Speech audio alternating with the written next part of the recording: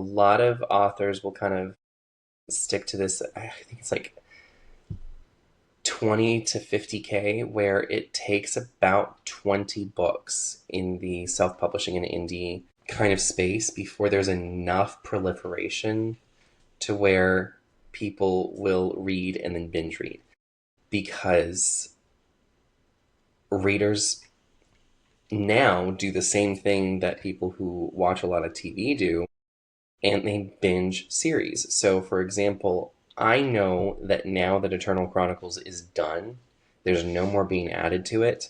I'm much more likely to see people buy the entire series and read through it in rapid succession than I was to see people buy on opening day for each of those books. Right. Just from a standpoint, they still need to be advertised, but um, people like being able to pick up a whole series and read it, because I know if I like the concept for a series, and this is even for me, if I like the concept for a series, I'm more than happy to read it. But I'll tell you what, I enjoyed reading the Hunger Games trilogy so much more because when I came to it, all three books were already True. out. Yeah, because when you finish, you're Whereas eager to with the read the Inheritance next. Cycle, yeah. But with the Inheritance Cycle, those books are so long. And it takes Christopher Paolini years to write a book, which is fine. I think Inheritance was like 848 pages or something like that. I started reading those books when I was like in fourth grade, and the last book in the series didn't come out until I was a sophomore in high school. And so I read them as they came out, but it was kind of frustrating waiting for them. So binge reading is a thing. So the more books that an author has out, the better. Because if a reader finds out, oh, I really like reading them, they'll read all of them. And so if you make one sale, you'll make as many sales as there are on your catalog. But really having 20 or more books in the catalog is going to be better, because people will then read 4, 5, 6, 7 books out of how many you've written, and they'll tell their friends that they really enjoyed that author, and those will read the same amount or some more. And so I'm kind of in a race in a way to get to that 20 book Yeah. mark, um, so that I can then do that. This might not be something that happens until I'm around 40, and that's fine. I have other ways of making a living.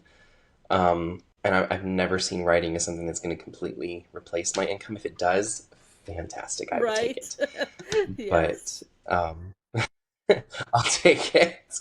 But eventually, I'd like to work with other authors and hire more staff than we currently have. Because right now, it's like 90% me, like 5% freelance, and then 5% people that are regularly helping and volunteering with things like beta reading and things like that. Exactly. Well, So, I have to say, just based on my own experience, as an indie author, it's difficult to know who to trust. It's difficult to know, who out there is legitimate as far as your beta readers, as far as trying to find a way to get reviews, because without reviews, people won't even give your book the time of day on Amazon. So trying to navigate that as an indie author is such a huge challenge.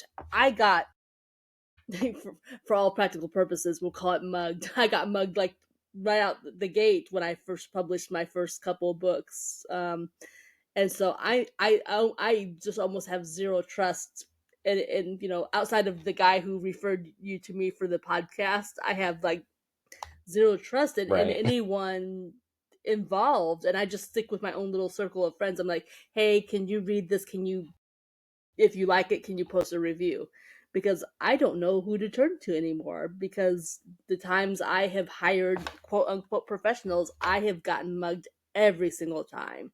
So I'm still out there as an indie going, who out there is legitimate? Who's trustworthy?